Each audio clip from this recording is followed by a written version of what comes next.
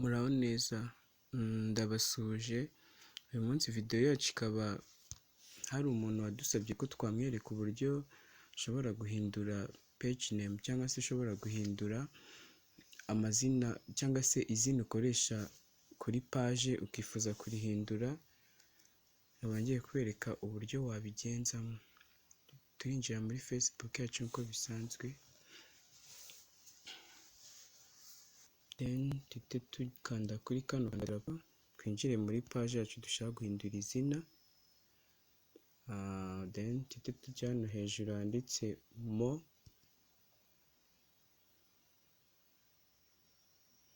then tujye tumanuka hano tuza hano handitse edit page info.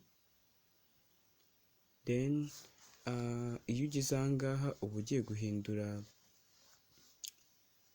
iyo ugeze hano uba ugiye guhindura amazina ya page nk'uko bari babinsabye, ariko then uhita ukanda aha ngaha name ukahahindura. Ariko impamvu njye nagiye kubikora, guhindura izina rya page biba bisaba byibuze kuba yari imaze amezi 6 utarayihindura.